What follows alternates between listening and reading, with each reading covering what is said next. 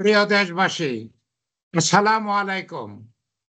আমি আপনাদের পান্না ভাই বলছি আমেরিকা থেকে।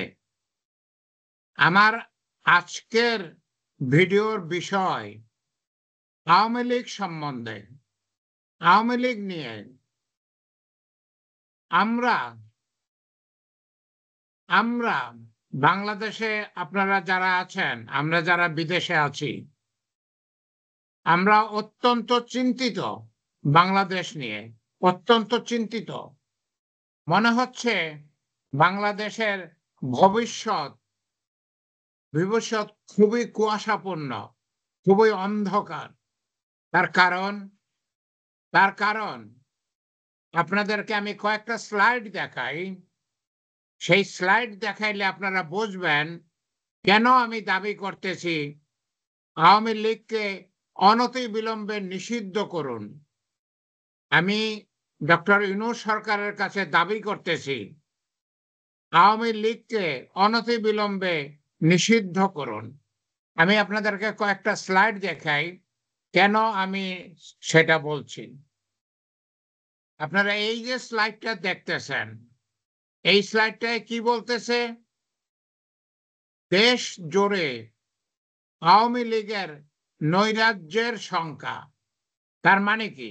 তার মানে হচ্ছে আওয়ামী লীগ বাংলাদেশকে উত্তাল পাতাল করে দিচ্ছে, নৈরাজ্যের সৃষ্টি করতেছে, মানুষের ঘুম নাই।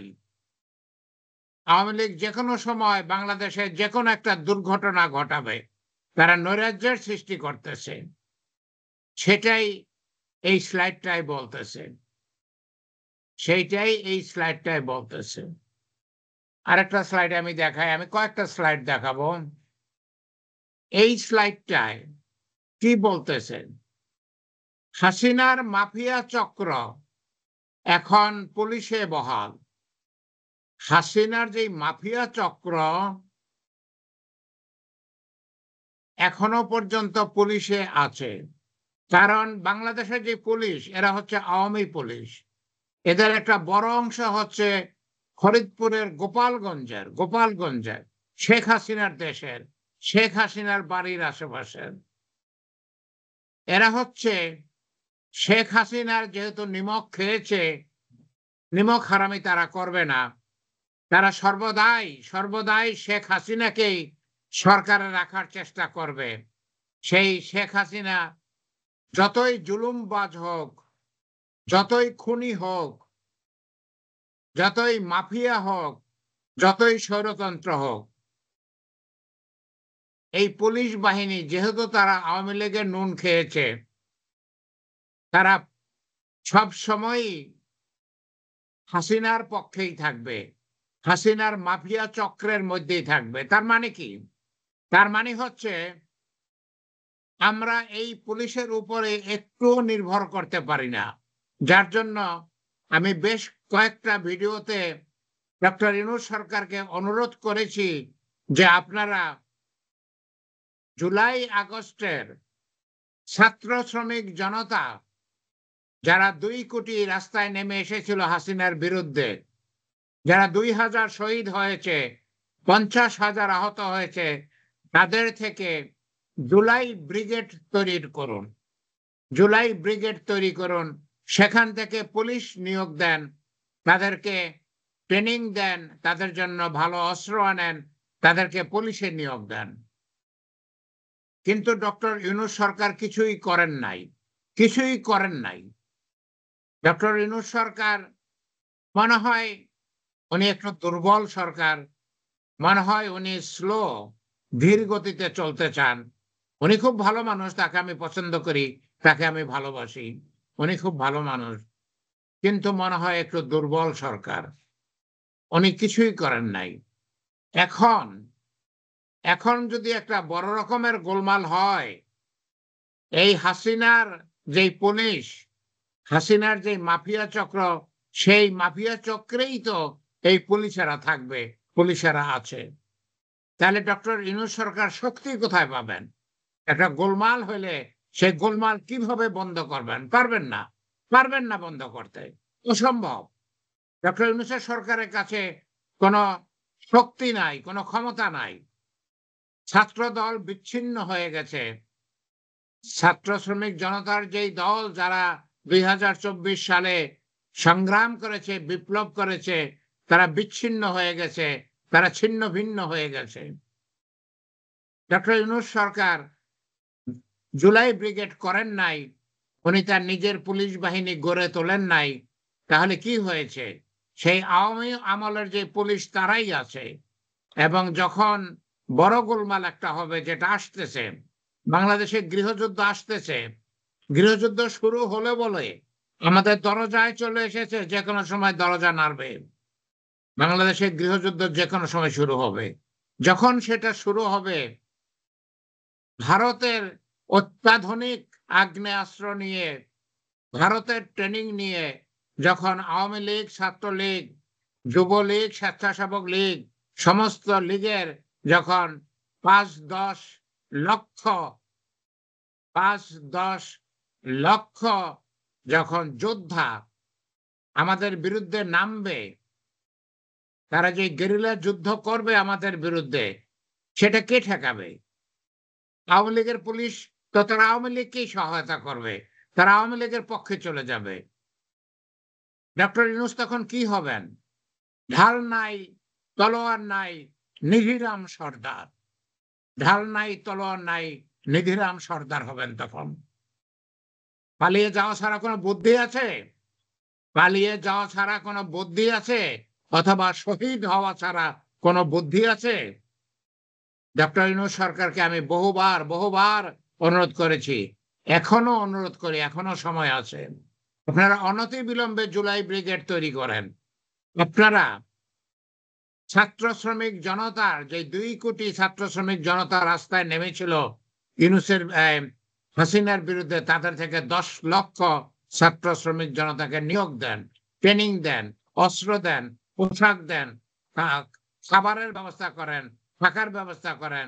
আপনারা আপনাদের পুলিশ বাহিনী গড়ে তোলেন, আপনাদের আগ্রাসন প্রতিরোধ বাহিনী গড়ে তোলেন। আমাদের আগ্রাসন প্রতিরোধ বাহিনী গড়ে তুলতে হবে as soon as possible, যত তাড়াতাড়ি সম্ভব, অনতিবিলম্বে। আমি আপনাদের আরেকটা স্লাইড দেখাই। এই স্লাইডটাই কি বলতেছে? বাংলাদেশ আওয়ামী লীগ বলতেছে যে যে কোনো সময় তারা হামলা করবে। আওয়ামী লীগের হামলার আশঙ্কা। বাংলাদেশে এখন বিশেষ সতর্কতা জারি করা হয়েছে। আপনারা জানেন, আপনারা দেখতেছেন ২ দিন যাবৎ রাস্তায় রাস্তায় পুলিশ দেখতেছেন, হাটে বাজারে পুলিশ দেখতেছেন। তার কারণ হচ্ছে, যেহেতু আওয়ামী লীগ একটা একটা বড় গোলমাল করার পরিকল্পনা করেছে, পুলিশ সেটা জানতে পেরেছে এবং তারা ১১ দিনের জন্য একটা জরুরি অবস্থা ঘোষণা করেছে, একটা সতর্কতা জারি করেছে। যার জন্য আপনারা এখন রাস্তাঘাটে অনেক পুলিশ দেখতেছেন, হাটে বাজারে পুলিশ দেখতেছেন। তার মানে কি? তার মানে আওয়ামী লীগ ইতিমধ্যেই বলে ফেলেছে যে তারা বাংলাদেশের বিরুদ্ধে একটা বড় রকমের কিছু করবে, একটা রক্তক্ষয়ী কিছু করবে। এবং তারা তো অত্যন্ত ট্রেইনড। ভারত তো তাদেরকে ট্রেনিং দিয়েছে, ভারত তো তাদেরকে সবচেয়ে ভালো অস্ত্রটা দিবে। বাংলাদেশের পুলিশের হাতে তো সবচেয়ে ভালো অস্ত্র নাই, কিন্তু ভারত তো সবচেয়ে ভালো অস্ত্র দিয়ে তাদেরকে বাংলাদেশের বিরুদ্ধে সংগ্রাম করতে পাঠাবে, গেরিলা যুদ্ধ করতে পাঠাবে। ডক্টর ইউনূস সরকার কি করবেন? কিচ্ছু করার নাই, কিচ্ছু করার নাই। আমি গেরিলা কমান্ডার, 11 সেক্টরের গেরিলা কমান্ডার, মুক্তিযোদ্ধা পান না। আমি দিব্য চক্ষে দেখতেছি, জুলাই ২০২৪ জুলাই আগস্টে যেই ছাত্র শ্রমিক জনতা রাস্তায় নেমে এসেছিল, তাদেরকে পরাজিত করে তাদেরকে ফাঁসিতে ঝুলানো হবে, তাদেরকে ফাঁসিতে ঝুলানো হবে। ডক্টর ইউনূস সরকার যদি অতি শীঘ্র ব্যবস্থা গ্রহণ না করেন, তাহলে বাংলাদেশে লক্ষ লক্ষ ছাত্র শ্রমিক জনতা খুনের শিকার হবে, খুনের শিকার হবে। কোনো সন্দেহ নাই, কোনো সন্দেহ নাই, কোনো সন্দেহ নাই। ইতিমধ্যেই বাংলাদেশকে ভারতের দুর্গ তৈরি করে ফেলা হয়েছে। গোপালগঞ্জ এখন ভারতের দুর্গ, গোপালগঞ্জ এখন ভারতের ঘাঁটি। আপনারা ভালো করে খোঁজ নিয়ে দেখেন, গোপালগঞ্জে আপনারা হয়তো কয়েক লক্ষ ভারতীয় লোক পাবেন, যারা অস্ত্রশস্ত্র নিয়ে এসেছে, যারা ভারত থেকে ট্রেনিং নিয়ে এসেছে। যাই হোক, আমি আরেকটা স্লাইড দেখাই, শেষ স্লাইড আজকের জন্য। সেটা হচ্ছে মুসলিম লীগের বর্তমান যে সভাপতি মহসিন রশিদ সাহেব বলেছেন, তিনি অনুমান করতেছেন যে আওয়ামী লীগ 1971 সালে যেরকম আগরতলায় একটা সরকার করেছিল পাকিস্তানের বিরুদ্ধে, তেমনি একটা প্রবাসী সরকার করবে, তেমনি একটা প্রবাসী সরকার করবে। তার মানে কি? তার মানে হচ্ছে গৃহযুদ্ধ তো লেগেই গেল। আওয়ামী লীগ যদি একটা প্রবাসী সরকার করে, আর বাংলাদেশে এখন একটা ইউনূসের সরকার আছে, তাহলে তো যুদ্ধ লেগেই গেল। শুনুন, আমি গতকালের ভিডিওতে বলেছি, এর আগে অনেকগুলো ভিডিওতে বলেছি বাংলাদেশে গৃহযুদ্ধ হবে। আমি সত্যিকার অর্থে ইউনূস সরকার যখন ক্ষমতা নেন তখন থেকেই বলে আসতেছি যে হাসিনা এটা মেনে নেবে না, ভারত এটা মেনে নেবে না। ভারত বাংলাদেশ থেকে শোষণ করতেছিল, হাসিনা সেই পথ খোলা করে দিয়েছিল। সেই ডক্টর ইউনূস সরকার আসাতে ভারতের সেই সুযোগ নষ্ট হয়ে গেছে। ভারত সেটা মেনে নেবে না। হাসিনা তার ক্ষমতা হারাইয়া সে এখন নিঃস্ব হয়ে গেছে। সে তার যে লক্ষ কোটি টাকা যেগুলো তার জমানো আছে সেগুলো এখন খরচ করতেছে, কিন্তু সে এটা মেনে নেবে না। সে শেষ কামড় দেবে, মৃত্যুর আগ পর্যন্ত সে লড়ে যাবে, সে শেষ কামড় দেবে। এবং এই শেষ কামড়ের আরেকটা দিক হচ্ছে, পাকিস্তানের বিরুদ্ধে আওয়ামী লীগ যেরকম একটা প্রবাসী সরকার করেছিল আগরতলায়, মুজিবনগরে যেটা প্রবাসী সরকার করেছিল, তেমন একটা প্রবাসী সরকার করার পায়তারা করতেছে এখন হাসিনা। সবকিছু মিলিয়ে আপনাদের কি মনে হচ্ছে? সবকিছু মিলিয়ে যেটা মনে হচ্ছে, আমরা খুবই বিপদের মধ্যে আছি, খুবই বিপদের মধ্যে আছি। আমি জানি না, আমি জানি না আমাদের অবস্থা কি হবে। আমি আমেরিকায় থাকি 35 বছর যাবত, কিন্তু আমার ভাই বোন সবাই তো বাংলাদেশে আছে, আমার সবাই তো বাংলাদেশে আছে। আমরা 10 ভাই বোন, আমি একাই আমেরিকায় থাকি, আর আমরা 9 ভাই বোন তো বাংলাদেশেই আছে। আমি খুবই চিন্তিত, বাংলাদেশ নিয়ে আমি খুবই চিন্তিত। প্রিয় ভাই ও বোনেরা, আমি আপনাদের পান্না ভাই, আমি আপনাদের পান্না ভাই, মুক্তিযোদ্ধা পান্না, গেরিলা কমান্ডার পান্না, কোম্পানি কমান্ডার পান্না। 11 সেক্টরে কর্নেল তাহারের সাথে যুদ্ধ করেছি, বহুবার বলেছি, তবুও বলতে হবে, আজকেও বলতে হবে, তার কারণ এটা সম্পর্কযুক্ত। আমি কামালপুর এলাকায়, বক্সিগঞ্জ এলাকায়, বাহাদুরাবাদ ঘাট এলাকায় সম্মুখ যুদ্ধ করেছি। আমি 11 সেক্টরের গেরিলা কমান্ডার ছিলাম। শুনুন, আমি অনেকদিন যাবৎ ডাক দিয়ে আসতেছি, অনেকদিন যাবৎ ডাক দিয়ে আসতেছি। কিছু করেন ইউনূস সরকার, কিছু করেন, কিছু করেন। সময় চলে যাচ্ছে, সময় প্রায় চলে গেছে, কিন্তু যতটুকু বাকি আছে সেটাও শেষ হয়ে যাবে। অনতিবিলম্বে আপনারা বাংলাদেশের যুবক যুবতীদেরকে রিক্রুট করেন, তাদের চাকরি দেন, তাদেরকে ট্রেনিং দেন, তাদেরকে পুলিশে নিয়োগ করেন, তাদেরকে প্রতিরক্ষা বাহিনী, আগ্রাসন প্রতিরক্ষা বাহিনী, অ্যান্টি অ্যাগ্রেশন আর্মি, বাংলাদেশে এখন অ্যান্টি অ্যাগ্রেশন আর্মি করতে হবে। ভারত যে আগ্রাসন করবে, আমাদের উপরে যে অত্যাচার করবে, আমাদের যে আক্রমণ করবে, এই আগ্রাসনকে প্রতিরোধ করতে হবে। সেই প্রতিরোধ তো আর আমরা হাতে করতে পারবো না, মুখে করতে পারবো না। অস্ত্র লাগবে, ট্রেনিং লাগবে, কমান্ডার লাগবে, উপযুক্ত কমান্ডার লাগবে, গেরিলা কমান্ডার লাগবে। আগ্রাসন প্রতিরোধ বাহিনী অনতিবিলম্বে গঠন করতে হবে, তাদের ট্রেনিং দিতে হবে, তাদের জন্য ভালো অস্ত্র জোগাড় করতে হবে, তাদের জন্য রসদ জোগাড় করতে হবে, থাকার ব্যবস্থা, খাওয়ার ব্যবস্থা করতে হবে। Training, training, training. অনতিবিলম্বে জুলাই আগস্টের ছাত্র শ্রমিক জনতা থেকে 10 লক্ষ ছাত্র শ্রমিক জনতাকে নিয়োগ দেন, তাদের ট্রেনিং দেন, ট্রেনিং, ট্রেনিং দেন, ট্রেনিং দেন, ট্রেনিং দেন।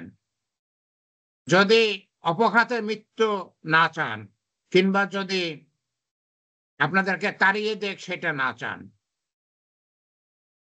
এটা সবার জন্যই প্রযোজ্য। ছাত্র শ্রমিক জনতা যারা আন্দোলন করেছেন, আমরা যারা সেটাকে সাপোর্ট করেছি, সবার জন্যই প্রযোজ্য। বর্তমানে যেই প্রধান উপদেষ্টা ডক্টর মোহাম্মদ ইউনূস সাহেব আছেন, আরো 22 জন উপদেষ্টা আছেন, সবার জন্যই প্রযোজ্য, সবার জন্যই প্রযোজ্য। সামনের দিন খারাপ, খুব শীঘ্রই খারাপ হবে। হতে পারে যে আগামী মাসের 5 তারিখেই শুরু হয়ে যেতে পারে, আগামী মাসের 5 তারিখেই শুরু হয়ে যেতে পারে। অতএব ভিডিও অনেক বড় হয়ে গেছে, এত বড় করতে চাই নাই, কিন্তু হয়ে গেল, আমি সরি, আমাকে মাফ করবেন। আল্লাহ আমাদের সহায় থাকুন। আল্লাহ যদি সহায় না থাকেন, তাহলে তো আমরা কিছুই পাবো না, কিছুই পাবো না। প্রিয় দেশবাসী, আমার জন্য দোয়া করবেন। আমি আপনাদের জন্য দোয়া করি। আমার বলেছি, আমার 9 ভাই বোন বাংলাদেশে আছে, তাদের ফ্যামিলি আছে। আমি তাদের জন্য খুবই চিন্তিত, খুবই চিন্তিত। আল্লাহ আমাদের সহায় থাকুন। আমিন, আমিন।